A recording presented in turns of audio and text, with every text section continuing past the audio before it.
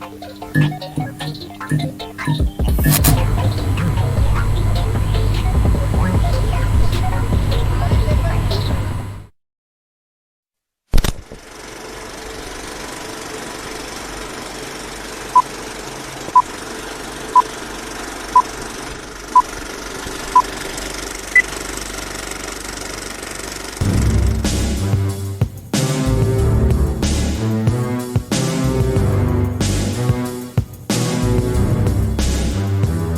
you can catch it, match it, stash it in the cabinet. Listen to the chorus while let Ivan scratch it. This is real hip hop, we aiming for a classic. And if we can't approach it, screw it, we'll attack it. Catch it, match it, stash it in the cabinet. Listen to the chorus while let Ivan.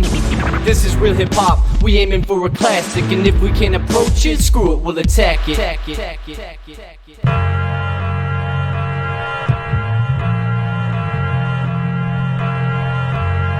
What you know about classic music? What's going on, everyone? Welcome to the Retro Wrestling Review Series. Today we're reviewing New Year's Revolution 2005, and I'm here with the person that picked this show, the person that was itching to talk about this show, can't wait to talk about it. Chris Dodd, what's going on? Hey, I'm doing fantastic. Can't wait to review the show. I know, you just watched it not even an hour ago, so... Yeah, just finished it not even 15, 20 minutes ago. Yeah, so you have more of a fresh... My brain works. Yeah, so you have more of a fresh perspective on it than I do. I watched it yesterday, so... Maybe I do, maybe I don't. Maybe it just went in one ear and out the other. Yeah, that could have happened. I'm Owen the Birdman Finch, the host of this show. Let's not talk about this pay-per-view. So, one of the main reasons I think we picked the show is Elimination Chamber, as the time of this recording, is this Saturday. I meant to say this Sunday. I'm so used to saying this Sunday for pay-per-views because it was always Sundays and now it's Saturdays, so it's weird. But Elimination Chamber is this Saturday, and we wanted to do some retros for the Elimination Chambers. The thing that sucks is a lot of the retros I think we'd want to do for them, Survivor Series 02 and SummerSlam 03. I think are the big ones that have Elimination Chamber stakes to them. We kind of already did. You're all going to see a Survivor Series Retro 02 again, but I won't be on it. It's going to be James and Casey doing it because Casey wants to do it. And, I think it's fair enough because it could be an updated version of that retro. So you can watch that one, but there's no reason for Chris and I to do it because we literally did it I guess it would be 6 years ago at this point. So there's no reason for us to do it again. Might be 7 though. Yeah. So we had some slim pickings when it came to Elimination Chambers, and this was your pick because there was an Elimination Chamber match on this show. So what made you pick New Year's Revolution 2000? Because I actually thought you were going to pick Elimination Chamber 2014 because there's stuff that happens on that show that I thought you would have picked, especially a Pacific match on that one, but we're not here to talk about that. But what made you pick New Year's Revolution 2005? It was the first one. It got this whole genre started basically. Well, the Survivor Series 02 got it started, but there was no chamber match from 03 to 05. Yeah. So it's the first one where it became a regular thing. Yeah, so because we could talk about it. The Elimination Chamber, there'd only been 2 at that point. Unless they did ones at house shows that we don't know about and stuff, but there had only been 2 chamber matches on TV. It was still in its infancy stage, and this is kind of got the ball rolling for them to kind of do Elimination Chamber matches yearly. Because they would do another one in 06, which was New Year's Revolution 2006, which will be the next retro that James and I will be doing. We'll be recording it Thursday, and it'll probably be up Friday. And you're seeing this on Thursday. It's just so weird how time works. It doesn't make any sense. And then afterwards, obviously they would do ECW December to December 06, which that's the only thing we're going to say about that one. And then I think like 2008, it became like a yearly thing. It would always be the last like stop gap before WrestleMania. You would have to get through like the Elimination Chamber if you wanted to main event WrestleMania. Which I actually like that they've added that as a concept because the Elimination Chamber was such a like hellacious match. I like that that's like the last thing you have to do to get to WrestleMania. I'm pretty cool with that. I wish they just kept the No Way Out pay-per-view name. Like that was obviously the pay-per-view instead of Elimination Chamber just being its own pay-per-view name. But like No Way Out, I think kind of works better. And the Elimination Chamber fits anyways because no one's ever like fought outside the Elimination Chamber as of yet. So no. But yeah, Elimination Chamber. That's kind of like a big of a backstory about the Elimination Chamber. But yeah, we're here to talk about 05. 2005 as a year of wrestling. It's always fun to kind of talk about shows with retros in like the beginning of that year, just because like really not a lot happens in that year because it just started. Like literally, this show takes place on January 9, 2005. Like the year literally just started. I don't even think the year was only like a week old at that point, pretty much. But I would say like 2004 was kind of a weird time for the WWE, mainly because they were still doing the brand split. Raw and SmackDown had their own pay-per-views, their own separate rosters. At least this was the first iteration of the brand split. And it was kind of, we're just going to mainly talk about Raw here since this is a Raw pay-per-view. This was near the end of the Triple H Reign of Terror era of Monday Night Raw, that awful era of Monday Night Raw, which is kind of weird because that's during that time, it's like your childhood really watching Raw. So to you, it probably wasn't all that bad, but when you watch it back, probably now it's like terrible. I've watched a lot of it in recent years and going back and watching it, and it just like it's like, okay, Triple H is winning, LOL. Like every fucking feud he had, like the punctuation is Triple H winning is winning every single fucking time. Yeah.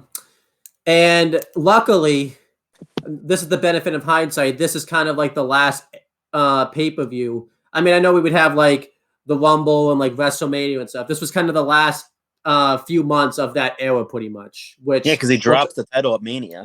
Yeah, so what we'll talk about. And permanently dropped the title. Like he wasn't in contention really ever again, but we'll talk about that later. But there were other bad things on Raw. The Eugene gimmick had just debuted, which we'll talk about later on this show. They were doing some bad things with some bad storylines, and they were pushing people on Raw that no one really wanted to get pushed. The Chris Benoit title reign didn't work out, I think, as much people would have liked to. I don't mind. This is why sometimes I kind of wish Chris Benoit would have just challenged for the WWE title on SmackDown. They just did like Benoit versus Eddie on SmackDown. I get because we would lose that classic triple threat match, but I think it would have saved, obviously not his life, but at least his career, because he would have had a better title when if it was just on SmackDown. SmackDown too, I think, had dropped in quality a little bit because we were in the JBL WWE title picture, or at least that era. There was really no top guy really at all, like on SmackDown, because Austin had left, Brock had just left the year before, and they didn't really set up like a top guy to take Brock's position because he left like so abruptly out of nowhere type of thing too. So they were just trying to set up the next superstar, and they thought they had it in Randy Orton, and then Triple H, Triple H happened, so they got him. Yeah, so we didn't really have that top guy. They obviously were setting that up on this show, but like WWE was in like a weird. We always talk about we say that these guys were top guys, but WWE just didn't have a top guy. They had main eventers and stuff, but they didn't have like a guy that was like the face of the company. It was really Triple H at this point, and he was a freaking heel. So it was like, it wasn't until Batista and Cena won their belt, like basically like, okay, these are the guys that are going to be on the marquee now. Yeah, but it took them like forever. Yeah, because they had to set up like I said, they thought they had it Randy Orton, but they just buried him to the point. And obviously he wasn't. He should be unreliable. Yeah, he was, and he shouldn't have even been a babyface at that time. He had like, I think he was a heel going into the match with Chris Benoit against at SummerSlam, and then all of a sudden he was a baby face, and like we were meant to like Randy Orton all of a sudden. And you could obviously tell that didn't work because he was a heel again by WrestleMania 20. Like going into WrestleMania 21, he was a heel again. So this WWE was in like, I wouldn't really say a bad period. It was just in a strange period where the shows were still, because the shows weren't necessarily bad. I think SmackDown was still pretty decent. And again, if you could sit through the Triple H reign of terror, maybe you like Raw, but personally, they didn't have anyone yeah. either. I actually didn't mind the Randy Orton like face run. I was probably the only one that actually liked it. So there you go.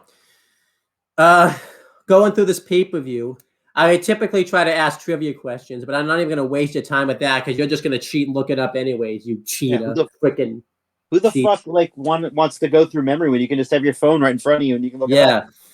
What are you going to do when you have to do bar trivia? Like, oh my gosh, you're going to be freaking on your phone the whole time. Like, I'm going to not listen to myself. Something that's significant about this show is it was in Puerto Rico, of all places, which is really weird because WWE never really goes to Puerto Rico. They probably obviously did for like house shows and stuff. Yeah, they go for house shows and whatnot.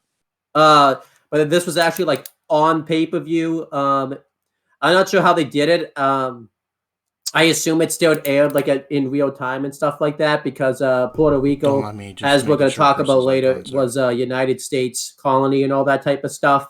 So I don't think it changed. Maybe maybe you had to watch the pay-per-view like a little earlier, like we had to this year with Clash at the Castle and things like that. But so I don't even think the time difference is all that much. I think it's just like an hour and all that type of stuff. So it really didn't affect like the pay-per-view time or anything like that. Like they are like obviously I think people just watch it like 7 instead of 8. But it aired it was in San Juan, Puerto Rico. It was in the Coliseo de Puerto Rico venue. It had an attendance of 15,764 people in attendance. This was like it says on Wikipedia, tickets for this event sold out in less than a month, marking one of the fastest selling events in this short history of the venue. Because we could say whatever we want about this pay-per-view. The crowd was definitely into it because Puerto Rico doesn't really get to see a pay-per-view all that much. So there seemed like all the big stars, at least at this time, and all that type of stuff. So the pay-per-view buy rate was 270,000, which I think it's different than the number because Eric Bischoff, I think, says a different number later in this pay-per-view. It wasn't 270,000 that he said, so he definitely made that up. And that's basically it. It was a Raw branded pay-per-view, so only people who are on the Raw roster showed up for this show. No SmackDown, none of that. They weren't allowed. Fuck SmackDown. So that's basically everything you need to know. Let's start reviewing this show. Let me get my notes up. I know I should have had those ready, but in the beginning portions, we had Jerry the King Lawler and Jim Ross on commentary for the show.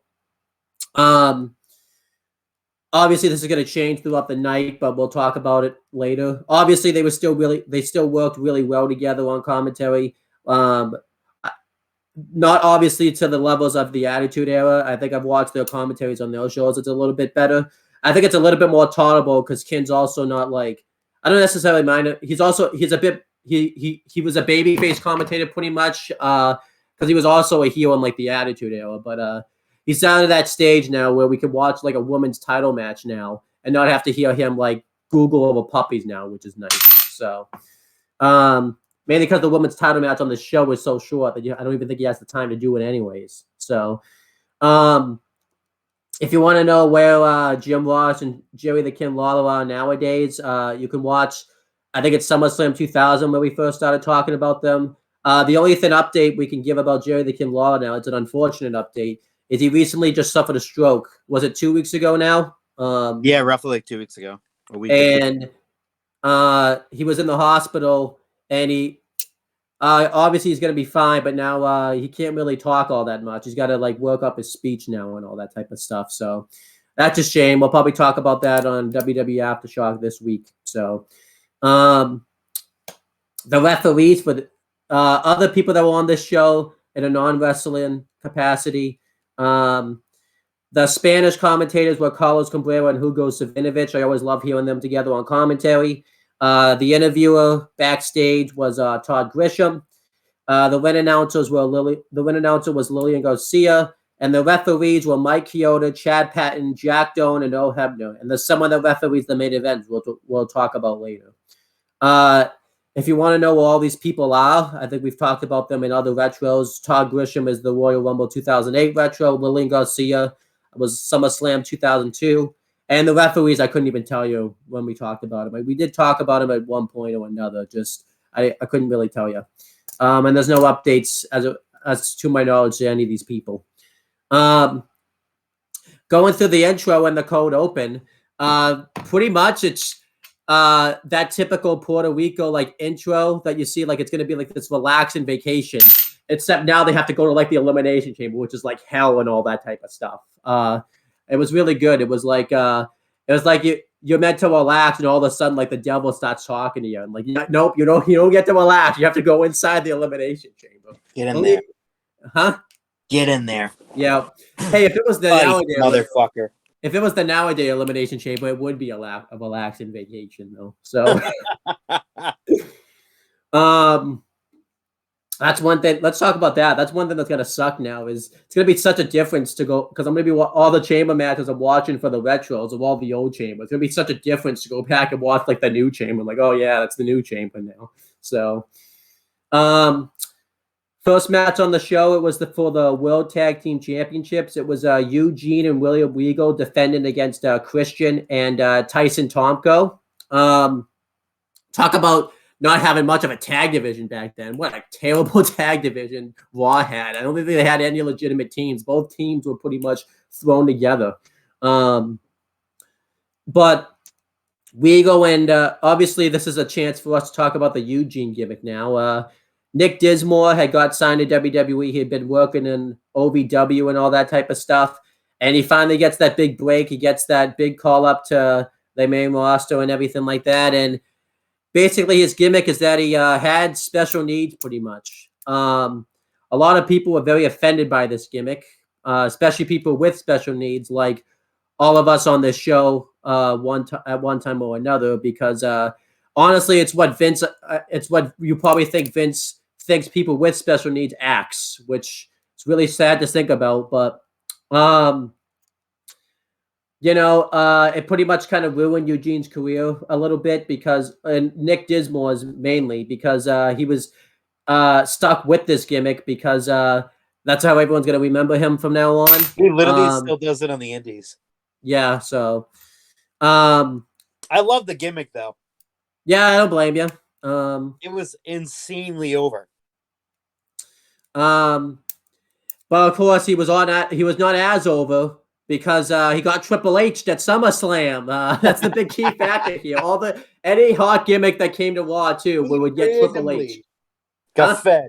Imagine that, like a special needs man gets fed to Triple H. Yeah. If that was real, like if he really had special needs, that would look fucking horrific on the company. Yeah. Yeah. So he wasn't as over anymore, really. He was basically kind of kicked to the mid card a little bit. Not saying this was gonna like be a main event gimmick, anyways, but I'm just saying. Notice what happens. He gets fed to Triple H, and he's immediately out of the main event scene. That's the example of that Triple H reign of terror effect right there. So, fucking surprise. So at some point, Eugene and Regal won the World Tag Team titles, and Christian and Tyson Tomko challenged for them. They didn't really go through like what the backstory of the match was. I think they were just having a match randomly. Tyson Tomko had become Christian's manager, I think, in like 2004 at some point. So that's kind of how he became a Thing. And yeah, this match was pretty good. Eugene starts the match with Christian, and he does all of his typical Eugene stuff where I think he licks Christian at one point. He goes out and high fives the fans. When they do like the leapfrog spot, Eugene like stays like curled up in a ball, and Christian doesn't understand what happened. And then eventually there's a bit where Eugene is going to lock up with Tyson Tomko. And obviously, Tomko, is bigger than him. So Regal thinks he can handle him more, but Eugene doesn't tag out, obviously, because he's got that special need. He's not smart enough to do that type of stuff. So Eugene gets beat up for a bit. Eventually, Regal gets the hot tag. Eugene also, too, was dressed Hulkamania style. He was dressed in the Hulk Hogan's attire. So, because Hulk Hogan was a big inspiration to him when he was younger and all that type of stuff. And Regal gets tagged in. Yeah, he goes off on Christian. He hits the running knee to the head right onto Christian, which was cool. And then eventually Eugene gets tagged back in. They get the heat on him for a bit. Eventually Regal gets tagged in. He gets a hot tag. The hot tag for Regal doesn't last long. He's immediately cut off by Tyson Tomko. And he hits a wicked clothesline onto him. And Regal's nose gets busted open. So he's bleeding the rest of the match pretty much. And they get the heat on Regal for a very long time. They do the typical tag stuff where, there's a one point where Regal goes for the tag, but Christian pulls Eugene's off the apron before he can get to him, so he misses the tag. There's a point where Regal goes to like the wrong corner and stuff like that. Eventually Eugene gets the hot tag, but it didn't end up really being much of a hot tag, because what happens is he does like a leapfrog and he lands badly on his knee, and eventually they have to I think it was a legit injury, because the match ends abruptly after this. They have to basically scramble to come up with a finish where pretty much Christian and Regal take each other out, and Regal rolls up Tyson Tomko for the win. And I think this was a legit injury, because Eugene has to be like helped to the back by medical and all that type of stuff. So, and the funny thing is, the show was cursed with that, because it happens again in the next match, which we'll talk about, even worse. But I give the match like 2.5 stars. It probably would have been a 3-star match had the match been able to go a bit more. But obviously, I'd rather the match be called off than someone get hurt like really badly to the point where they could never wrestle again. But that's basically it. What do you think of this? I thought it was a solid match. But yeah, like the finish kind of sucked because Eugene fucking blew out his patella. Yeah. But yeah, I think the whole thing would have been them winning anyway. Yeah. So, but yeah, I don't think it was bad. It just sucked that the ending was kind of messed up because of just a simple drop kick and he tears his patella tendon. I don't think Tyson Tomko was meant to take the pin either. I think it was going to be Christian that took the pin too. So, yeah. But going through career retrospectives, I'm pretty sure on like a house show, they had to have like Jonathan Coachman fill in for Eugene to defend the tag titles, and they had to get the belts off of Eugene and Regal since Eugene was going to be out for a while. So I think they just put him on like Raw Resistance, which is random as hell. But again, they had to get the belts off of Eugene. Going through, we've done, and then obviously William Regal would come back with Tajiri, and they would team up and become the World Tag Team Champions. And if you want to know about the rest of William Regal's career retrospective, you can watch SummerSlam 2002 Retro. As for Christian, you can watch SummerSlam 2000 Retro. Tyson Tomko, this was pretty much his final few months in the company. When Christian went to SmackDown, he stayed on Raw, and he didn't really do anything afterwards. They just randomly released him. And then, he also asked for his release, respectfully, because he wanted to go work in Japan and stuff. He did his thing in Japan. Then he went to TNA. They paired him back up with Christian. And he had various roles, mainly as like a bodyguard in TNA. And then he left TNA, I think, in like 2009. And then he went to the Independents, and he's basically been working there ever since. So good for Tyson Tomko. What a good guy right there.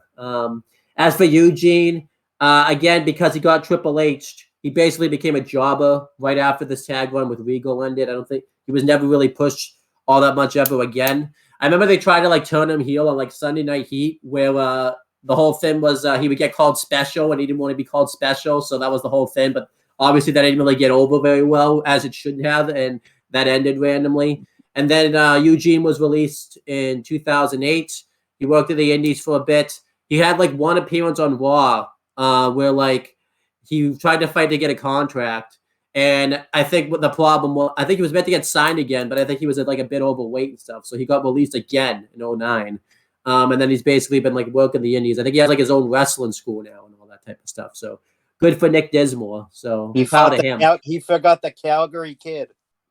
Yeah. So the Calgary Kid. We haven't seen that guy since then. Weird. Yeah. So then it shows Christy Hemme at poolside. They do more with this later. Christian and Tyson Tonko are backstage, and they're upset they lost the match. And Edge comes up dressed like Brood Edge, and which is weird. But yeah, he's clearly transitioning into his ultimate opportunist gimmick. He's in like that transition period because Edge had just like turned heel at Tabo Tuesday, and he was obviously slowly transitioning into that. He comes up and makes an offer to Christian because apparently they did a thing on Raw before this where they teamed up and Edge abandoned Christian in that tag team match. But so Christian wasn't prepared to hear about it. And Edge comes up and it says he has an idea that will make Christian a world champion. And they go off and talk about this. And they come back to this later. But this was good stuff. It was cool to see like Edge, because obviously he wasn't quite the ultimate opportunist yet, but you could definitely slowly see he was getting to that point. So that was pretty cool. It was also kind of weird because I think this is the first time they had like been seen really on camera together, like since they broke up as a tag team and stuff. And I think this is what a lot of people noticed. They weren't calling them really brothers anymore because they didn't act like brothers anymore, really. So I thought this was pretty cool. So what do you think of this backstage segment? I thought it was cool. You know, they were Edge and Christian had been like off and on working together as heels for like 2000, late 2004, 2005. Yeah, I thought it was like a cool little thing that they were doing. Yeah, and it leads to something later. Then we have the women's championship match. It's Lita defending the belt against Trish Stratus. We have to talk about this now. So obviously Trish Stratus and Lita had always feuded off and on in the Attitude Era and stuff. But now this was like a full-on feud now since Trish Stratus was a full-on wrestler. I also say this, by the way, because I believe at Fully Loaded 2000, they were part of like a 6-person mixed tag. So here, Trish Stratus is finally fully developed into a regular woman wrestler. She had all the skills. And Lita, kayfabe, was pregnant with Kane's baby. We're going to talk about that later on some more. So Trish Stratus, for months since Lita couldn't really wrestle, they obviously started this program where Trish Stratus would make various comments about Lita. Obviously about her pregnancy, about what the baby would look like. They did the segment on Raw where during her and Kane's wedding, she came out and wore white because she knew Lita couldn't and all that type of stuff. And obviously, they were doing that storyline because Lita had just lost her baby at this point. Again, we'll talk about that again later. So it led to a match at Survivor Series 2004 where Lita just didn't really care about winning the match. She just went and destroyed Trish Stratus and broke her face and all that type of stuff. So it led to a match on Raw, which is what a lot of people remember as like the first women's title main event. If you were to ask people what was the first woman, who were the first 2 women in main event Raw, they would probably say that match with Trish Stratus and Lita, which is false, but they would say that because that's the match that like gets talked about the most. Where they had that epic match on Raw, coincidentally, which was made by Chris Jericho, which it wasn't on purpose, was obviously another tying up the storyline loose end since Trish Stratus had turned on Chris Jericho at WrestleMania earlier that year. And Lita beat Trish for the belt. And then they were having the rematch here. Really good feud here. They were both the 2 standard bearers of the women's division at this time. They were easily the best workers, the best performers. And I think everyone was expecting to have this all-time classic here again because this feud was clearly meant to go to like WrestleMania. I think they would have had like a WrestleMania match out of it somehow. But let's talk about the match first. They both start the match. They do a lot of chain wrestling where each of them gets the better of the other. A lot of it Lita. And right away, the match takes a nosedive because Lita goes for a dive and she hits Trish with the dive. However, the way she comes down on impact, her leg like goes behind her. It's basically the best way I can describe it is if you've seen this, it's the Ridge Holland injury from NXT a couple years ago, where his leg like legitimately went behind him and all that type of stuff. Same thing happens to Lita here. You can tell instantly that it's a legit injury, especially when they show you the replay. But a ton of times you can tell this isn't a work or anything. Trish Stratus basically dominates the rest of the match. Not much happens. She gets Lita into like a half Boston Crab at one point, but then eventually I think they have to just call the match, so have Trish win with a chick kick, and that's the end of the match. Trish becomes the new women's champion. Again, it's the same thing we're gonna say with the Eugene match. Good thing they ended it right away before Lita got further injured. Maybe it should have ended a little sooner, but it's a good thing they called it off when they did.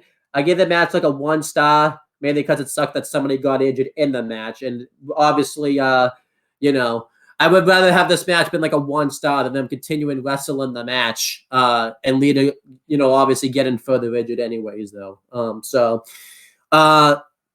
What did you think of this? I thought, it just sucks that it had to end that way. Yeah. Because fucking Lita tore ACL like 3 minutes into the match. Yeah.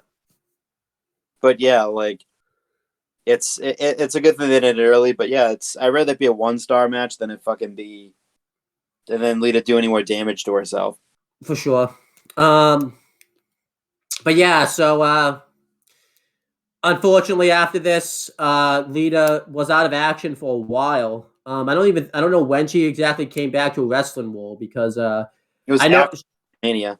Yeah. But I remember I don't know when she started wrestling again full time because she came back. She was in Chrissy Hemi's corner when she faced Trish for the belt, and then she was like injured, like doing because I remember she was with Kane like as his manager, and then obviously transitioned to Edge, and then when Matt Hardy, like I don't think she wrestled for a while, like she was at least full time anyways, and all that type of stuff. So this injury really did a lot of damage to Lita's career. And Lita hadn't been back all that long either, by the way, because they did that dumb storyline where she couldn't wrestle for a while. And she had also, honestly, like Lita wasn't really wrestling all that much, really, in like 2003 to 2005. I honestly think this is why that pregnancy storyline sucks, because we lost Lita as an in-ring competitor when we didn't need to. We'll talk about later, but it shows. But if you want to know career retrospectives, we've mentioned Lita and Trish in various retros. I think SummerSlam 2000 more particularly. I mean, everyone knows their career retrospective, so yeah. Chris Jericho's backstage, shows him getting ready for the chamber match. We'll talk more about that later. I thought there was going to be a backstage segment, but nothing happened. So Maria's at poolside, which Jerry the King Lawler lost his mind over. He was loving it. They did at least 4 of those, and they were all dumb. Yeah. Then Edge and Eric Bischoff were backstage, and you can definitely tell Eric Bischoff was starting to look old at this time because he got his head shit. Huh? He stopped dyeing his hair. Yeah. And he also I think he just cut his hair doing that hair versus hair match with like him and Eugene and stuff. So, but Edge wanted Eric Bischoff to put Christian in the Elimination Chamber match instead. And whoever wins the chamber match challenges him for the title defends the title against him on Raw the next day. And Edge wants this to happen first, probably because he doesn't want to have to go through all this hell in the Elimination Chamber match. And since Shawn Michaels is the special guest referee, he thinks that Shawn Michaels is just going to screw him over anyways. So Eric Bischoff doesn't want to do that because he says that like so many people have paid tickets and they would get in trouble from like ads and like pay-per-view providers and all that type of stuff if they just changed the chamber match the day of the pay-per-view. Not like that hasn't stopped them before, though. They legit in 2000 advertised Stone Cold Steve Austin was going to be a match when they knew he couldn't be in the match and changed it anyway. So I'm just saying, it's not like they haven't done that before. So first time ever. Yeah. And I remember this is where Eric Bischoff throws out that like BS number of how many people bought the pay-per-view, because it definitely was not the number that I said earlier in this video. He said it was like, I think he like doubled the freaking number, because it was WWE doubling their numbers like they always liked to do at that time. So he disagrees. He doesn't want that to happen. He says Edge has to still go in the chamber. And Edge walked away pissed. We don't see Christian and Tyson Tonko ever again. They just go home after this. And Edge walks out of the locker room. We see like a hidden figure. He's looking over. We find out that it's Shawn Michaels in his referee gear getting warmed up to referee a match, even though he's not wrestling. I don't understand that, but like it's like I get referees have to warm up, but it's not even he was like warming up his legs like he was gonna like wrestle a match. Like he was warming up like he was going out to wrestle a match, not to referee a match. What are you doing? But yeah, Shawn Michaels and Edge go back and forth because Edge actually turned heel on Shawn Michaels. He cost him the world title at Taboo Tuesday against Triple H. And I'm pretty sure the Edge heel turn wasn't even supposed to happen yet, because obviously Taboo Tuesday was legit. The fans actually got to vote, and I think Edge was supposed to face Triple H at like Taboo Tuesday, but because he didn't get voted in, they had to like I think jump the gun on the Edge heel turn and stuff. Yeah. A quickie. Yeah. But Shawn Michaels tells Edge that he's not. I think it's implied that he heard the whole conversation, because he's like right outside of like Eric Bischoff's office, and I think the door was wide open and everything like that too. So he clearly heard everything Edge was saying, and he basically warns Edge that he's not going to do anything to anybody in the match unless he's physically provoked, because he'll physically respond in retaliation. Which I thought this was a nice way to set up what happens in the chamber match later in the night. Which so you should gonna get hit, yeah. Yeah. I like this backstage segment. What do you think of it? That was pretty good. It tied up loose ends with Christian and Tomko and Edge.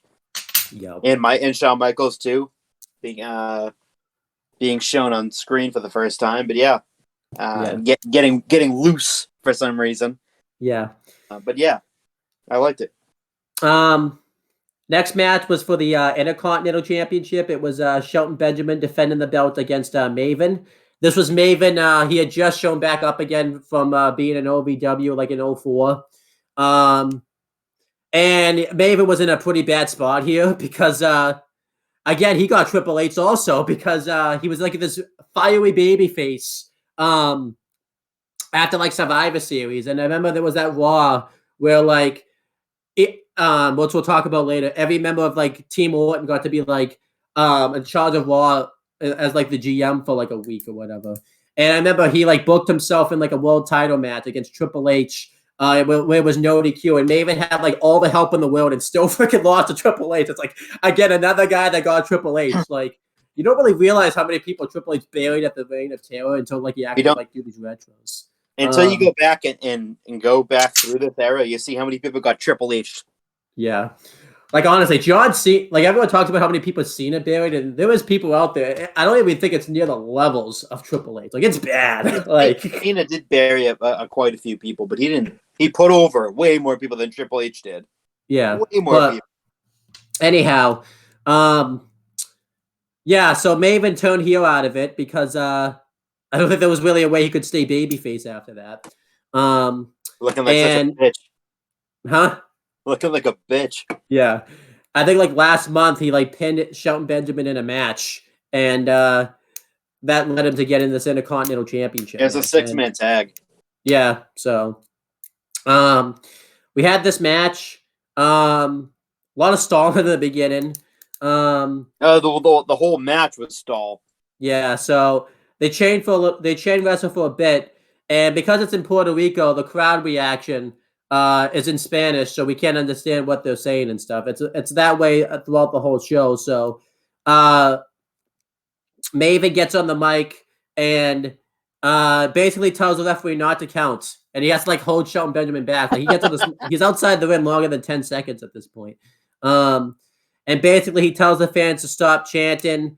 He says that he doesn't understand what they're saying. He even gets into one of these guys' That was face. so fucking funny. He just he got off the chair that he was standing on and just ran up to the barricade, screaming at this poor woman. and they cut his mic off.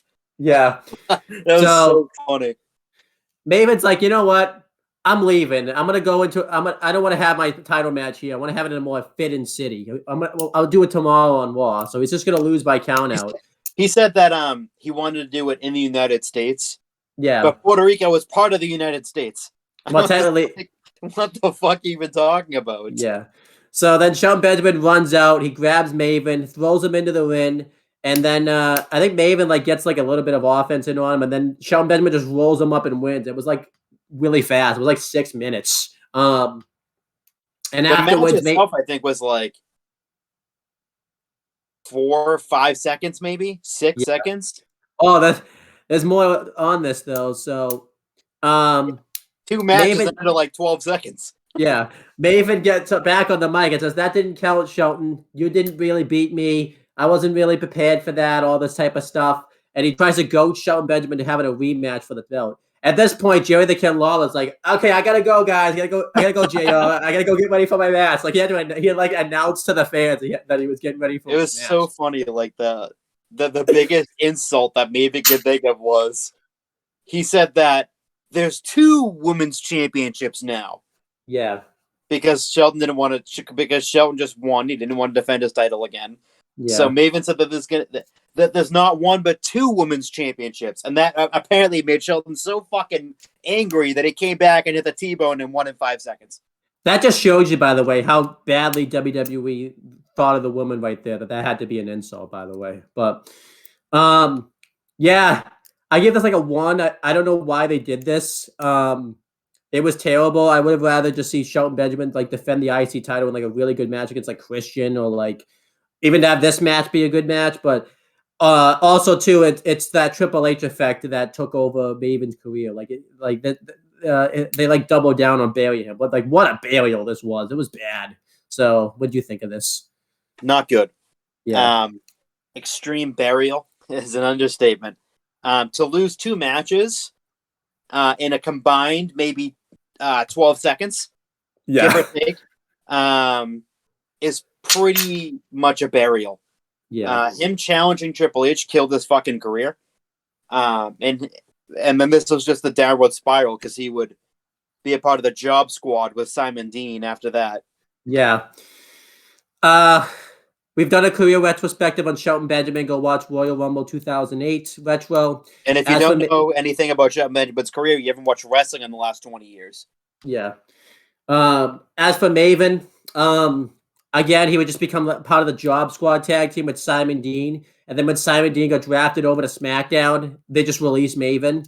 And he would wrestle the Indies. He got arrested at one point for doctor shopping, so because he was addicted to OxyContin and stuff at the time. So he got arrested. Back then was addicted to oxys and wrestling, pretty much. Yeah. They gave it to you like it was nothing. And then here's some oxy. Yeah. So then eventually, when she got out of jail, I think he was out of the business for a while. Forever. And he now works as he works at like a financial company now, but I think he occasionally, as of recently, within the past like few years or so, has gone back to the Indies for a little bit here and there. He actually, a little fun fact, he actually wrestled Anthony Green. Oh, there you go. In 2015 or 2016, somewhere around there. Yeah. They did a little thing for I forget the show itself, but it was like a Massachusetts independent scene. Wasn't Top Rope because you would have known that. Oh, I think it might have been. Okay. It was somewhere. It was one of the like random like indie promotions that run around Massachusetts. Yeah. But yeah, it was September of 2015. Yeah. So that was, and he retired. He ended up retiring in 2016. So. Okay. He had. But yeah, he did wrestle a few indies here and there. Before he retired. Yeah. I give this match like 1 star. Have you done any star ratings yet? Or have I give this match like 1 star. It was really bad. I give it half a star. Okay. Just because it put Shelton over like crazy. But it murdered Maven at the same time. So it didn't get a full star. Yeah. Then it shows Divas at the pool. It shows like I think Candice Michelle put in the like suntan lotion or something on Of course. Chrissy Hemme. So I skipped over those. I was like, "You fucking kidding me?" I'm like, Yeah. I don't want to. I like. I just didn't care. next, Did a and then chicken fight too in the pool later on. Yeah. And then Chris Benoit's backstage getting ready for his Elimination Chamber match. I thought there was gonna be. I thought they were gonna say something, but they didn't say. He didn't say anything. Just the typical sit down and stare into outer space look. Yeah. Oh, it was he, and luckily he wasn't. He wasn't completely staring into outer space yet, though. So. Oh no, it's close. It's close. Like 2 more years, and yeah, you'd be in outer space. Fucking hell in 2 years. Going through the storyline now between Muhammad Hassan and Jerry the King Lawler. Muhammad Hassan was a fairly new act to the company. I think he'd only. I don't even think it was like a month old yet. I know he debuted like in 05, but I'm pretty sure he was like they were doing like vignettes and stuff on like in 04. They said this is his first match, so he definitely wasn't losing. Huh? They said that this was his first match. I think JR said. Yeah. He definitely wasn't losing. So he had like shown up, and he was if Muhammad Hassan was basically in a not. I don't want to say an Iraq sympathizer because that Arab American, what they call it. Arab American. He's fucking Italian. Yeah. He's an Italian. Vince during the Vince era, he just loved putting people. He loved putting it like he put an Indian. He made like a Canadian, like an Indian sympathizer, pretty much, and then he made like a Canadian. He made a Canadian Italian. He also made like Benoit and Jericho drop like any form of Canadian being billed from. So, I know it's like so Jericho for almost his entire career was built from Winnipeg, Manitoba, which he's from. But was actually born in Manhasset, New York, on Long Island, where his dad was playing hockey at the time in New York for the Rangers. So he lived in New York for the first part of his life, but he was actually born and it was from the United States. So it made sense for them to switch it from Winnipeg to Manhasset, New York, because he's actually an American citizen by birth. Whereas Benoit is an Edmonton citizen by birth and lived in Edmonton his whole life until he moved to Atlanta in like the early part of the 2000s. Yeah. Made no fucking sense why Vince made Benoit be billed from fucking Atlanta, Georgia, when he's not even an American citizen. Yeah, it's weird. But yeah, I don't know what Vince's obsession was to make him like people say they were from these places when they're not from these places. I don't know, and like changing their nationalities and all that type of stuff. Like I don't know what. Out of the two that was Arab American was actually Davari. Yeah, so His family is actually from I think it's Iran or Iraq or somewhere in the Middle East. And I forgot Iranian parents. I forgot to write the name down. Davari had like this first name that he like never used again. I don't even remember what it was, but he had like a first name that like I think he only. Khosrow Yeah. Davari. So he was using that name, and I don't think he ever uses that name again. Like after this show, I think they dropped that name. Like, no, because it's too complicated to say. Yeah, yeah. So he got into a feud with Jerry Lawler. Him and Jerry Lawler had like an Iranian debate on Raw, where Hassan and Davari beat down the Raw commentary team pretty much, and it led to this match here. So during the interview for the match, it was between that Muhammad Hassan and Davari did. They just basically do all the tropes where they talk about how Iran's a great country, America's bad, and they do all the tropes that you would expect them to say then they're in Puerto Rico. So basically everything that you think they said, they basically said. I did like how he mentioned that thing where, of course, they only show the parts where we looked bad in that segment against Jerry Lawler and JR on Raw, but they didn't show anything that they did to us. Like I thought that was kind of funny that he said that.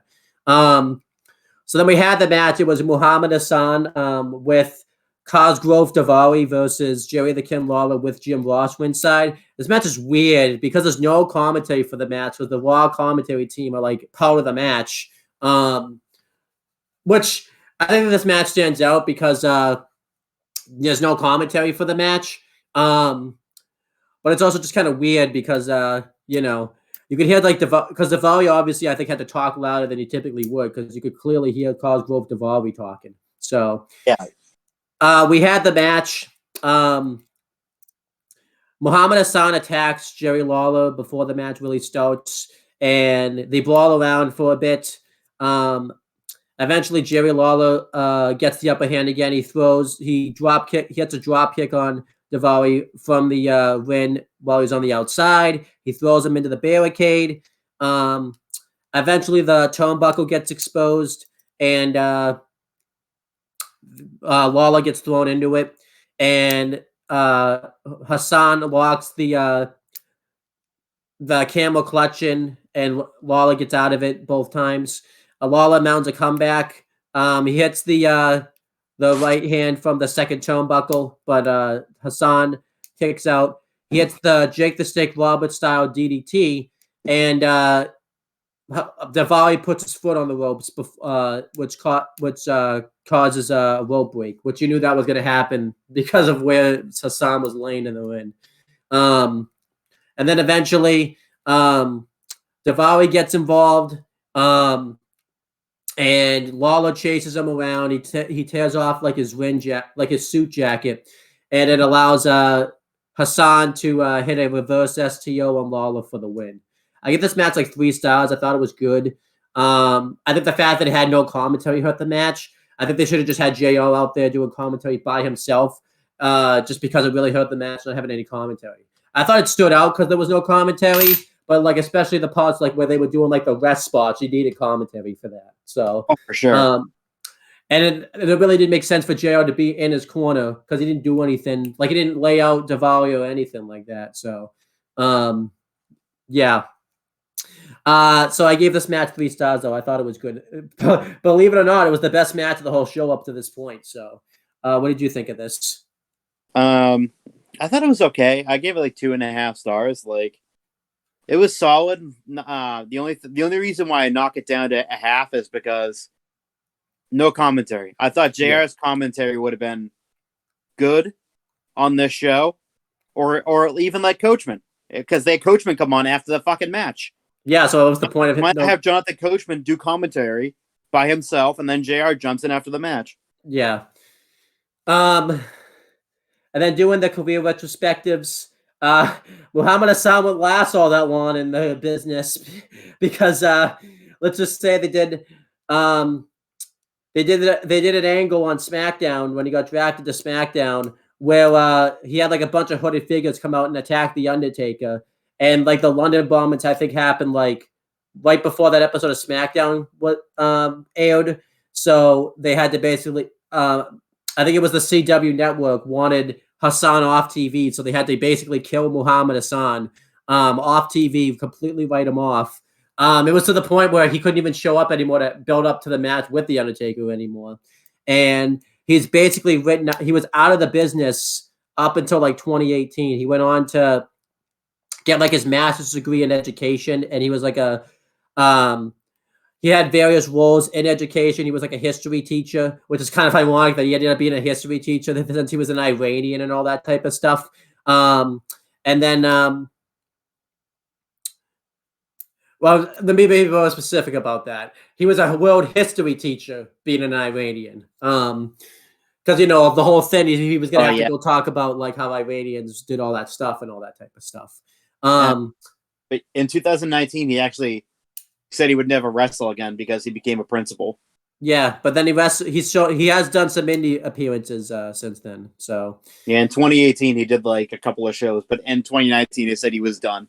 Yeah, and then as for Cosgrove Daivari, obviously he would get his name shortened to just Daivari, and he would basically just be a jobber, occasional manager to like the Great Khali and all that type of stuff. And then he got released, I think, in like 2008, and the first time, and then he went to TNA, and he basically did Muhammad Hassan's gimmick in TNA in the X Division and all that type of stuff, which was strange. And then he was a big part of the X Division there. He got released. Was it 2010? It was like right before. It was like right before Hogan came in, I think. Yeah. And then he did the indies for a while. He went back to WWE eventually as like a producer and all that type of stuff. He got released because of the COVID pandemic. He was part of the Black Wednesday releases. He wrestled a little bit like an Impact and not NWA, but like those shows that they did that like NWA was it was the United Wrestling Network. He wrestled there once, and then I think he has been back since as a producer role, but I don't think he's there at the moment as a producer. Yeah, he is. Oh, okay. June of 2021. So, yeah, there you go. And then next, Batista gets interviewed, and he talks about before Todd Grisham can really ask him any questions, he gets completely cut off by Randy Orton, and he basically just sends Todd Grisham away, which is really mean. And he's meant to be like a baby face, and he's acting like a complete asshole to him, which is like, what are you doing? But Randy Orton tries to talk some sense into Batista because they're both in the chamber match, and he's basically just tells Batista that he's just Triple H's stooge, and that basically Triple H he proved that he only formed Evolution to make himself the world champion and everything, as has been shown by Randy Orton's time as a babyface, pretty much. And Batista then tells Randy Orton that he's nobody's stooge, and then if the opportunity presents itself, he's going to win the World Heavyweight Championship. And he said that if he doesn't get out of his face, he'll beat the crap out of him. And Randy Orton just tells he tells Batista just to think about what he said, and then they just kind of walk away. This was a pretty good backstage segment. It sets up, obviously, what they were setting up, the slow burn of Batista leaving Evolution, so I liked it. What do you think of this? Yeah, I did. I like this. I like the slow burn. The whole thing was he was Triple H just fucking infuriated because Batista got to come on last, and he wanted to come on last. Yeah, but they were sowing the seeds of an implosion within Evolution. Yeah. Oh, we get to talk about this: Kane versus Gene Snitsky, baby. Oh, let's talk about. Oh yeah. I wonder if he's ever worn jeans. Yeah. No, he never has. I don't think. But so. Yeah, so let's talk about this gem of a storyline. So in 2004, Kane impregnated Lita, and Kane was a heel at this time, by the way, too. He was meant to be like a big heel, big bully. He basically outed Matt Hardy out of the company, which everyone liked, and broke up like Matt Hardy and Lita.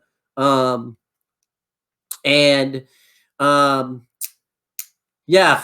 Kane and Snitsky had a match on Raw, and Snitsky ended up taking a steel chair and hitting Kane in the back with the chair, and he fell on Lita, which led to some problems with her pregnancy and stuff. And the video package is really weird for it because they show like these on this show, anyways. I think they show it at Taboo Tuesday and stuff. They show like all the stuff where like Lita was in the hospital and stuff, and they basically. It's obviously implied that she lost her baby, but all it shows is just like Kane crying like by the hospital bed. It's like really weird how they show this. But yeah, so Kane wanted to hurt Snitsky, and this was the birth of Snitsky's catchphrase. It wasn't my fault, because he consistently said that it wasn't his fault, which it really wasn't his fault. It was all Kane's fault that happened. And Kane wanted to make Snitsky suffer, so they had a match at Taboo Tuesday, and Snitsky completely wiped out Kane. He took a chair, wrapped it around his neck, and stomped on it. And when Kane was being stretched out, he tipped the stretcher over. So Kane was out of action for a while. And Snitsky was going on a tear on Raw, just torturing Lita, just torturing everybody. And says that, what happened to Kane wasn't his fault, but everything that I do is going to be my fault now. Like, oh, fuck you.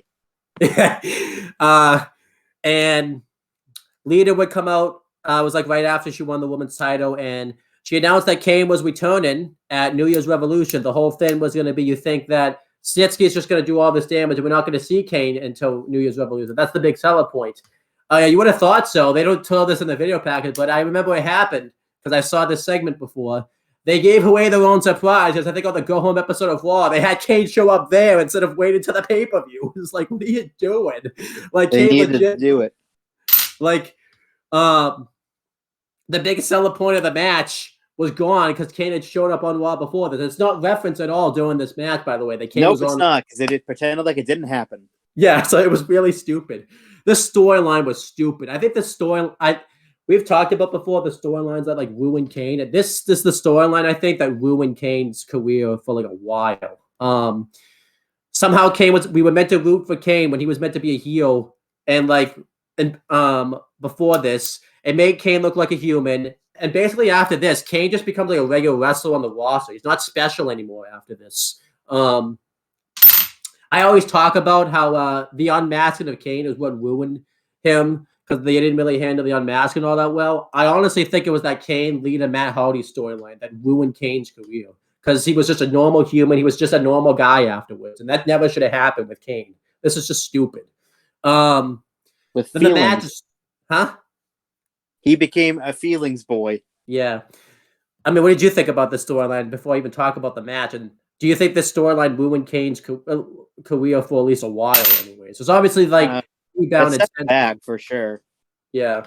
What did you think of this? It wasn't that good. Yeah. I'm going to tell you what should have happened in this match. There should have been two things that happened in this match. And this is the only way this match could have worked.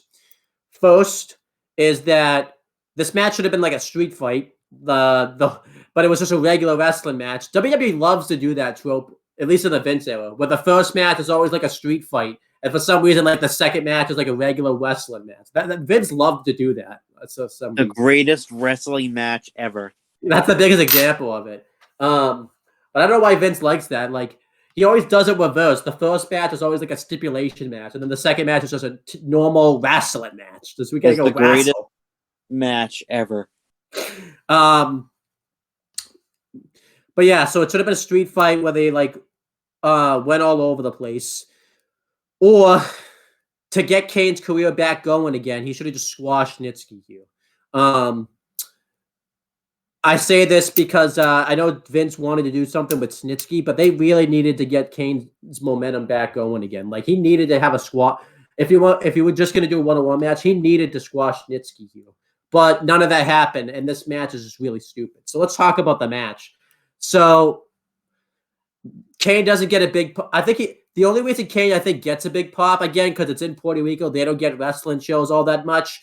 But Kane should have gotten a bigger pop, considering had they not had him show up on Raw before this. This was like he should have done like this big epic pop. The match starts. Kane beats up Snitsky for a while. Snitsky doesn't really do a good job of like selling Kane's offense. And again, it's also that thing with Kane where like I don't think he works. He works better wrestling like a Rey Mysterio or like a smaller guy like that. He doesn't really do well wrestling, especially Snitsky, who really wasn't in the business all that long and all that type of stuff. Yeah, so Snitsky gets the upper hand on Kane. He exposes the mat on the outside, and he goes to drop Kane onto it, but Kane counters into a back suplex, which Snitsky does not sell at all the rest of the match. Like, he got his back dropped on the exposed floor on the outside, and he doesn't sell it the rest of the match. If anything, I think it gets the advantage, like, right afterwards, too. Like, that's really dumb. And Snitsky just, like, dominates Kane for a bit. They do various spots where Kane sits up, and Snitsky would just knock Kane down. Eventually, Kane mounts a comeback. He hits a flying clothesline from the top, swinging DDT. Eventually, Snitsky knocks Kane down. He goes to hit Kane with a chair, but Kane big boots him. They don't even do a cool thing where he goes, because he has the chair like this, and they don't even have the chair go into his face or anything. It's just a regular old big boot. And eventually, Snitsky bites the ear of Kane like he's a vampire. I guess Snitsky's a vampire now. He is. That gimmick doesn't come around for like another year or so. And then eventually Kane hits a big boot into a tombstone. Kane doing the tombstone was cool because that's not something you typically pulled out. And he covers him the old Kane style for the win. This match was 2 stars. It was just a flat match. And this match should have been like a recovery for Kane. Like, it's like they wanted to protect Snitsky. It's like, what are you protecting Snitsky for? Protect Kane. He's your guy. He's the guy that's the better talent here, and it's just this was just stupid. This match was stupid. Like this should have been epic. This was meant to be the epic return of Kane, and it fell flat because they were also stupid and brought Kane back on Raw right before this. So this match was 2 stars, really stupid. And it's not like a 2-star match. It's just filler. It's like a stupid 2-star match. The only reason it's 2 is because Kane does a tombstone in the match. What do you think of this? I thought it was very the match kind of sucked. Yeah. It just sucked. It wasn't good. The tombstone was the best part. Give it like a 2.5, 2 stars. Yeah. This wouldn't be the end of this feud. They would have a few matches on Raw. They had a street fight on Raw where they both like went off the stage and stuff. They had a cage match, and this was supposed to build up to a tag match with what Kane and the Undertaker were going to team up to face Heidenreich and Snitsky, but that match was called off because that's stupid. We don't do that type of stuff. I don't know why else the match was called off, but obviously I think they called that match. If you haven't noticed, there's been like 2 tag matches Taker was supposed to have at Manias, and one of them got called off because the wrestler sucked, and I think the other one got called off because maybe the Undertaker wanted to save Randy Orton's career. That's why I like to think. I also said because that's when they also realized they had the streak going too. So then it shows the rise and fall of the ECW DVD ad that's coming out. This is obviously significant because it leads to the ECW One Night Stands and everything like that. It's pretty cool that they actually showed this because you would think they would edit this out since it's on like Peacock and like the WWE Network, wherever you are. So usually they edit that type of stuff out, but it was pretty cool that was in there. Your thoughts on that ad being in there? It's okay. Yeah. Then I don't even know what this is. It shows poolside. They've been hyping up all night that they're gonna show what happened poolside earlier in the day. It's basically like everything that we saw, just longer. All the women are having fun. Eventually, Rosie, the Hurricane. He's not Hurricane here. He's more like Hurricane Helms because he's not in the Hurricane attire. He's just in the water, and it's clearly Gregory Helms, but we don't really know him as that really at that time. And Lowry's like a chicken fight with the woman. And obviously, Christy Hemme wins the chicken fight because she won the Diva Search, and she was obviously that big project they were pushing. The segment was like really pointless. They obviously wanted to do something like in Puerto Rico. I like of all things, they just showed them at like in a hotel in Puerto Rico. They couldn't like show them at like a beach in Puerto Rico or anything like that. They just show like a random hotel that like you wouldn't even know it's Puerto Rico unless they like told you it was Puerto Rico. What did you think of this? This segment was dumb. The whole every one of them was dumb. Yeah. Of course, like Maria gets her top ripped off, of course, because they wouldn't be a fucking a segment like that if one of them did their fucking clothes getting ripped off.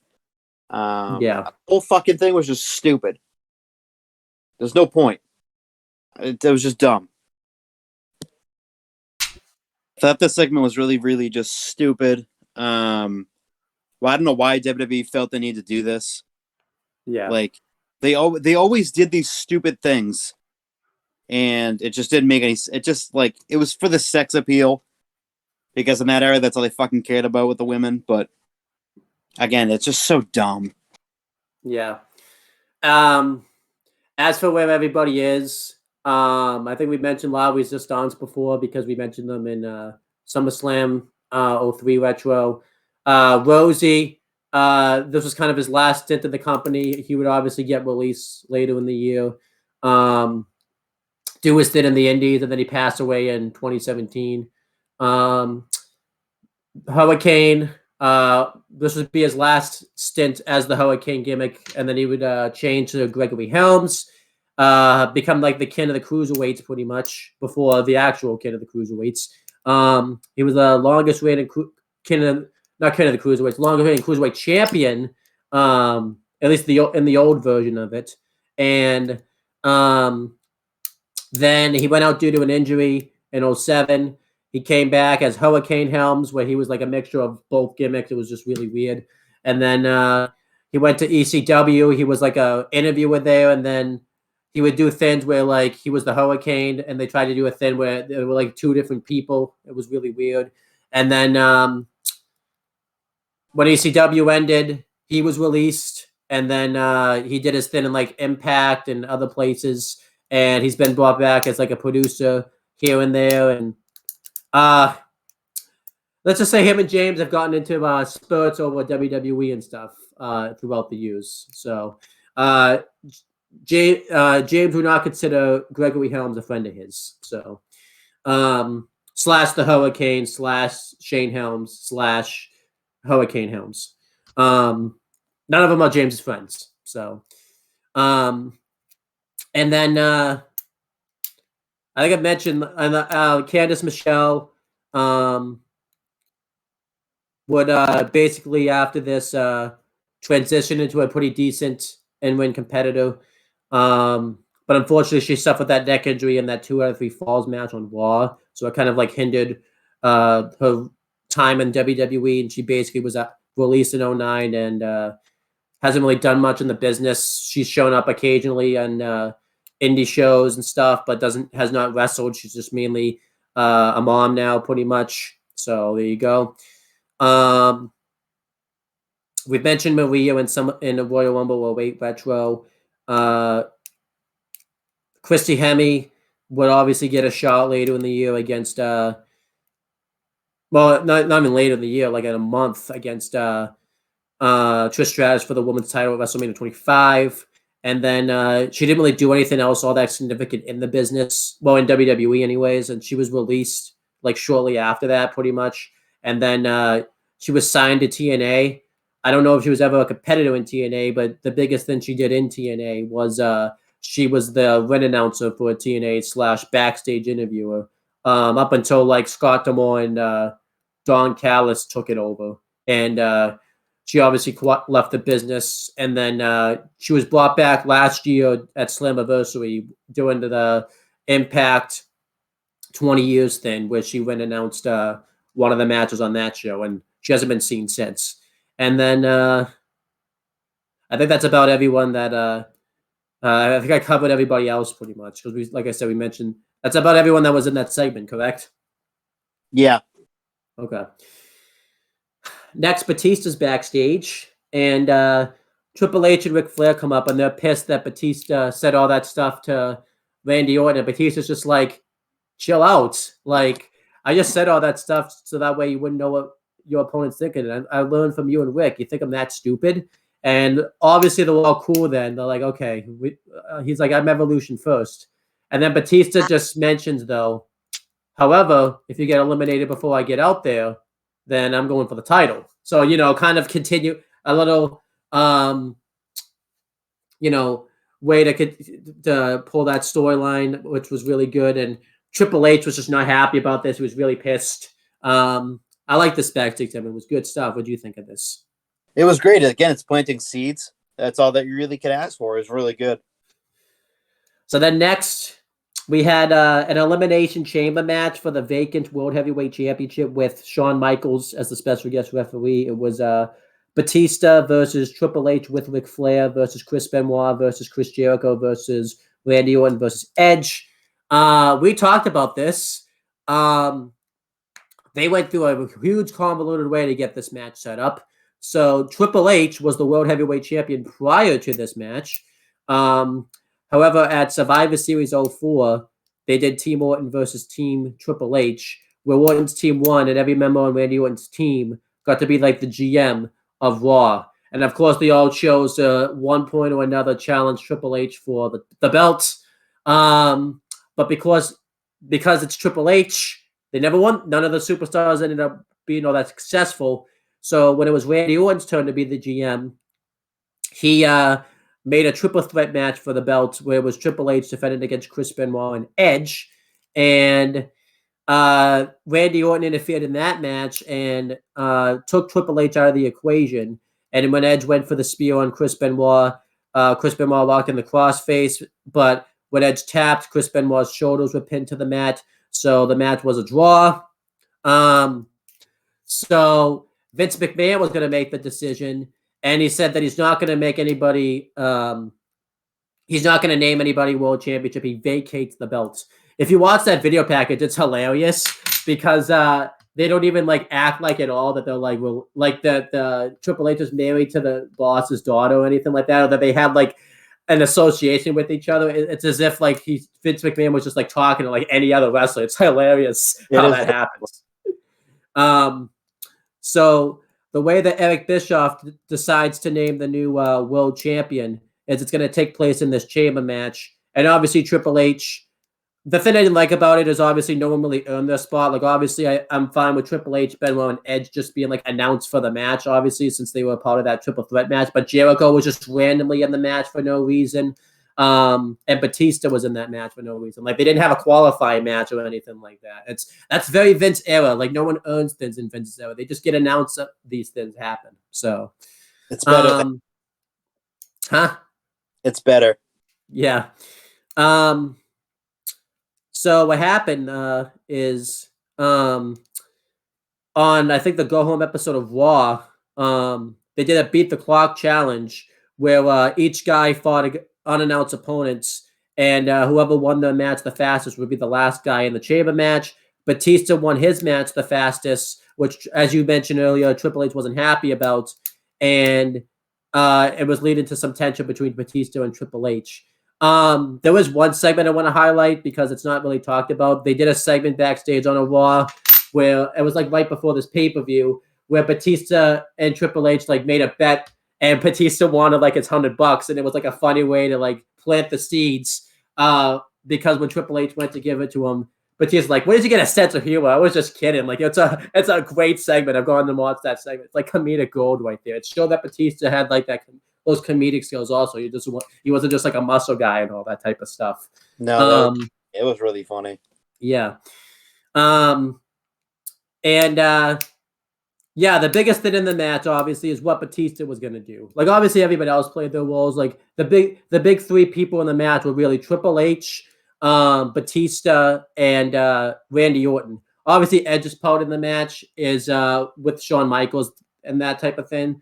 They didn't really give much for Chris Benoit and Chris Jericho to do though. Like I wish they could have done something where like obviously they were just kind of there to take up a spot, but they really didn't do anything. Like honestly, you could have easily replaced them with like I'm not trying to compare anything, but they really didn't do anything to make you think that they were going to win or like that they were going to lose. They were just like, honestly, if you could have blinked and they really weren't much of a factor in this match, which I wish they could have done something like they pinned pinned Triple H on an episode of Raw or something, or like pinned Randy Orton in an episode of Raw to kind of make it look like they had at least a chance of winning.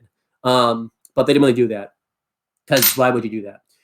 Again, I think why we say this is convoluted is because we'll talk about it later, but they, instead of having Triple H just go into the match as the world champion, and you still could have done all this stuff with the storylines and stuff, they had to they took the belt off of Triple H. And we're going to get into why this is just even more of a waste of time when the match finishes.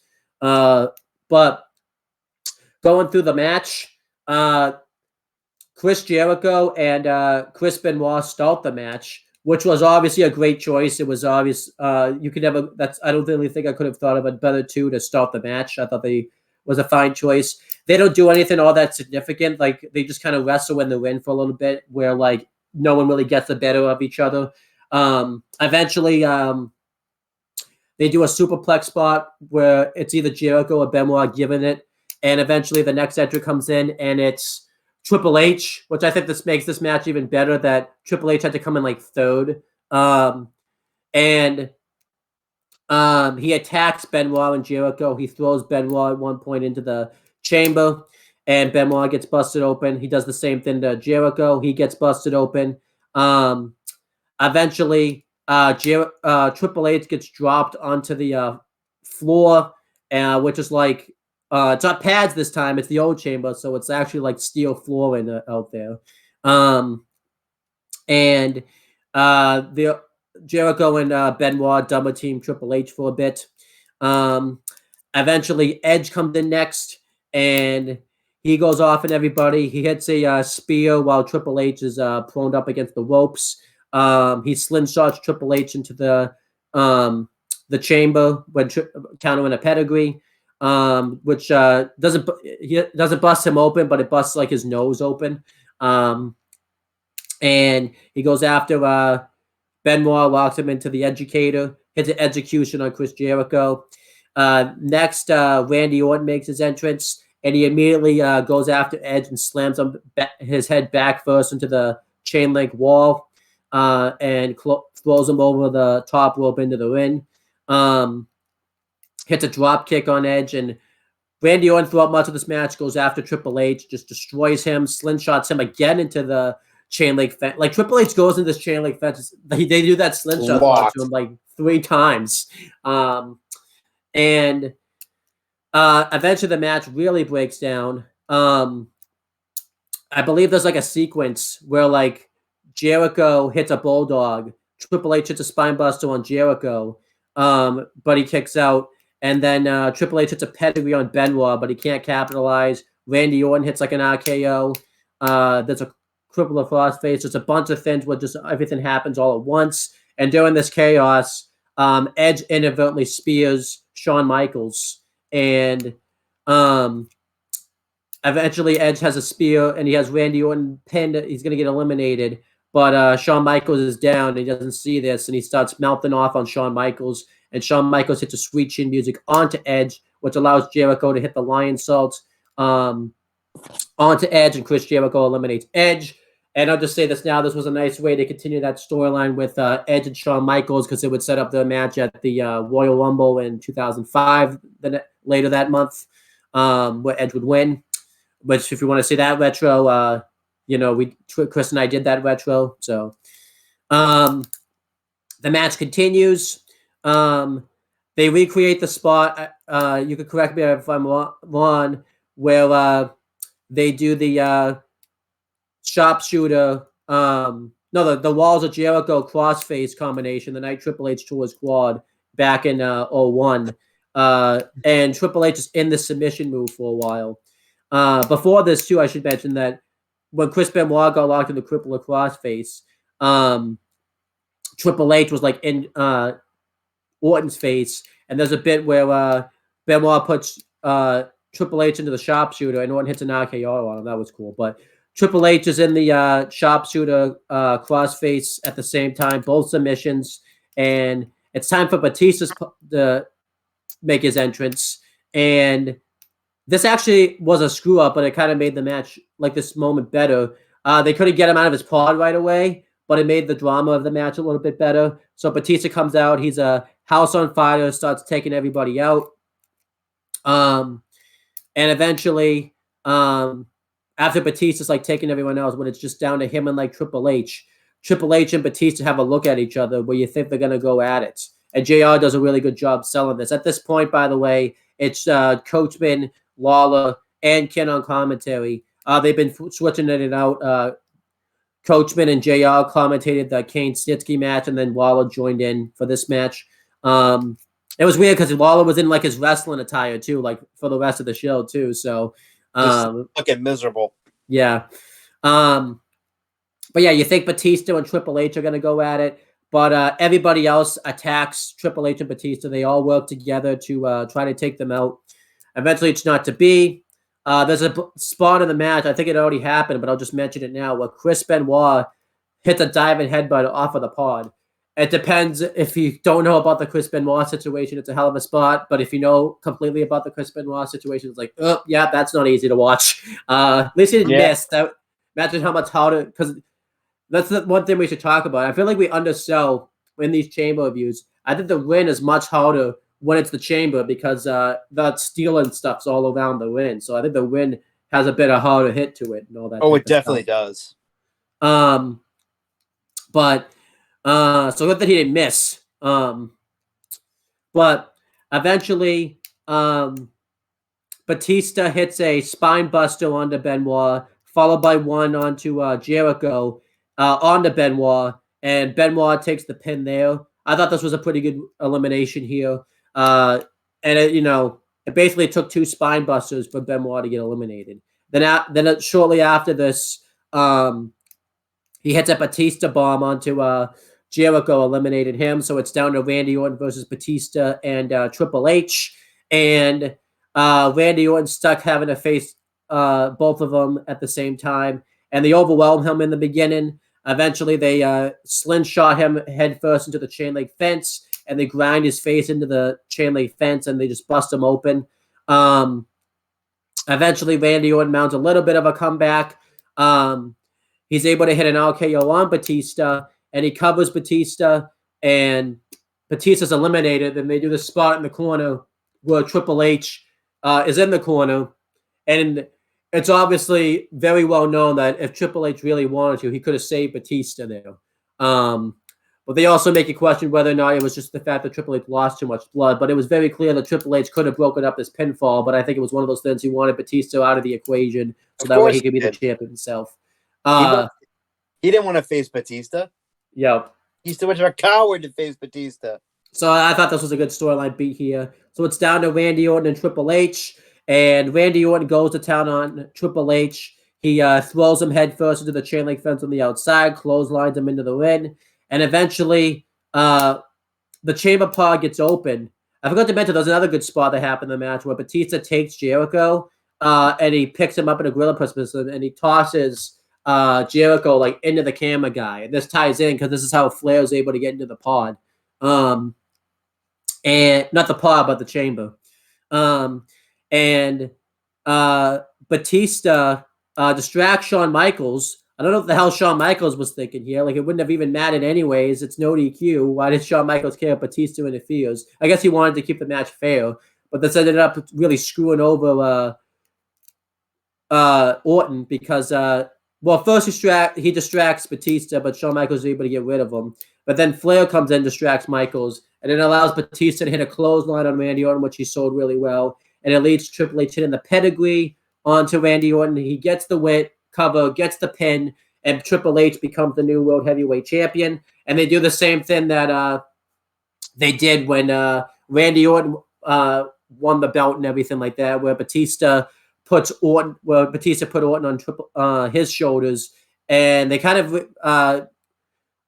recreate that where Batista put Triple H on his shoulders, and you were questioning if there was going to be a turn here, but the turn doesn't happen. The pay-per-view just goes off the air. You could have done it after the pay-per-view, though. Yeah, we don't even know about that, but this was great. I give the match like 4 stars. I thought it was great stuff. I loved the match. I loved the storyline with Edge and Shawn Michaels. I loved seeing I always enjoy seeing Jericho and Benoit go at it. I love the storyline they did with Batista in the match, and they really did a good job of getting Batista ready for that main event slot since he was going to win the Rumble the next month. They gave him like 2 really big eliminations and stuff. The only reason it's not 4 stars is 1, it's more of a match that kills Randy Orton's momentum as a babyface. Like, just keeps killing it. Just why won't it die? And 2, it's like this match just ended up being like a waste of time at the end of the day because all they did was just add another lane to Triple H. Like, they literally took the belt off of Triple H just to put it right back on him shortly after this. Again, what a waste of time. Instead of having Triple H just go into the match as champion, all they did was just waste everybody's time. And I think this is why the run of Triple H, the reign of terror of Triple H is worse, because they would not have done this with John Cena, where they would have made a whole chamber pay-per-view and everything like that. Just stripped Cena of the belt just to put it right back on him. They did a lot of dumb things with John Cena and his character, but they would not have done this with John Cena. Just take a title reign away from him just to add another one like this. Like, this was dumb. It's like WWE had to overcomplicate themselves. More specifically, Vince overcomplicated themselves. It's like maybe Triple H too, since he wanted to, since he had a big ego back then. But it's a great 4-star match, but it's a 4-star match that's a complete waste of time. The only reason to go watch this match is for historical purposes. So. Yeah, what a waste of time to watch this match after all this. So what do you think of this match and everything like that? I thought the match itself was fine. I thought it was good. Triple H took a lot of punishment, which is good for a heel to do in this type of match. But they just gave the belt right back to Triple H anyway. So that they stripped him of it. Yeah. So what would you give the match as like a star rating? 4. Yeah. There is a bit of history I could talk about with this match. So So obviously this match isn't really shown all that much anymore because of the Chris Benoit thing. However, I have the DVD and I got it like after it came out. This is the only Chris Benoit match that they've released on DVD since his tragedy that happened. So that's pretty cool. Obviously, I think this was a bit of a cheat for them because either they're able to release this since it's like a multi-man match. Then, like, I think they can get away with releasing this match. Can you imagine, by the way, if they like got sued or something like that because they released this match on the DVD? That would have been hilarious. That would have been awesome. I loved it. But yeah, so this is the only Chris Benoit match that they've released on DVD or anything like that. This was pre-network and everything like that too. So, pretty funny how that happens. But obviously this would lead to Batista versus Triple H. Batista will go on to win the Royal Rumble match and finally win the belt at WrestleMania and like end the Triple H reign of terror. Because he beat him at Mania, he beat him at Backlash, and then he tripled down on it and beat him at Vengeance. So, yeah, there has been talk, like, was the Triple H reign of terror just a long-term thing to get that next guy over? I still don't think it was. I still think it was just the Triple H reign of terror. But the one good thing we could say that came out of the reign of terror is it built up Triple H so well that when Batista beat him all those 3 times, it really put Batista on the map. But I don't think it's worth sitting through that Triple H reign of terror to get to that, because there's so many people that should have been made stars. Like, honestly, I mean, we talk about it. It wasn't just the biggest person that was affected was obviously Booker T, but I would make the argument one of the biggest people affected of the Triple H reign of terror was Kane. He lost his mask because of it, and he was put in that crappy Matt Hardy leader storyline because he was a heel without the mask and everything like that. Like, no Triple H reign of terror. Maybe there's no, leader Matt Hardy Kane storyline. So put that into perspective. Yeah. And yeah, that's basically the end of the pay-per-view. Let's do letter grades. I'm going to let you grade this show first, because I don't even know what I'm going to grade this show yet. What would you give this show as like a letter grade type of thing? A B-. Yeah. I'm actually going to go a little lower, and I'm going to go C+. Mainly because the show just at the end of the day is just a waste of time. Especially the fact that, like, the biggest thing that pisses me off is that all they had to do was just have Triple H be the champ going in, and it's not a waste of time. But this show is really a waste of your time. And honestly, the Chamber match really saves this pay-per-view. Every other match is like mediocre at best. And I think too, you go back and it really pisses you off seeing that Triple H reign of terror. Like, all the people that were buried on this show because of Triple H. Maven, Kane, who else was on this show that was buried really badly? There was someone else. Eugene, that was a big one. So it's like everybody that was worth a damn before this show, after the Triple H effect, they were freaking just done. But yeah, New Year's Revolution, I'll just talk about, became like, for the next couple of years, became a yearly pay-per-view. We're going to be reviewing 06. The last one was in 07. And they brought like a version of it back. It wasn't New Year's Revolution. It was day one last year in 2022. And they haven't done it since, because I think when they were going to do it this year, there was like a football game on the same day. So they didn't want to, obviously, run up against the football game. So there you go. And obviously, I think because the Vince regime ended too, so I don't think Triple H was going to do that pay-per-view regardless if there was a football game on or not. So, yeah, and as for career retrospectives, at one point or another, we did career retrospectives on all these wrestlers, so you can watch all those retros for that. But yeah, so that's the end of New Year's Revolution 2005 retro. And yeah, obviously the next retro we're going to do is New Year's Revolution 2006, which James will do with me because he's a nice guy, and Chris can't do it, so he's not going to let me be all alone and just talking by myself. So that's very nice of him.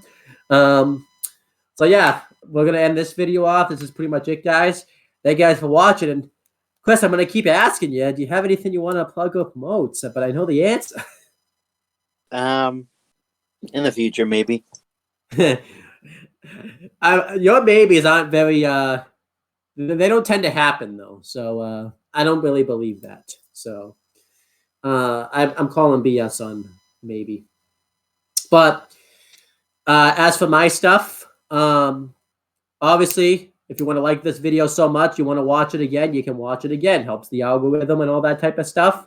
And it will make Chris happy if you watch it again. He will have so much respect for you if you watch it. If you want to watch other retro wrestling review series on this channel, there's a playlist for that. So there you go.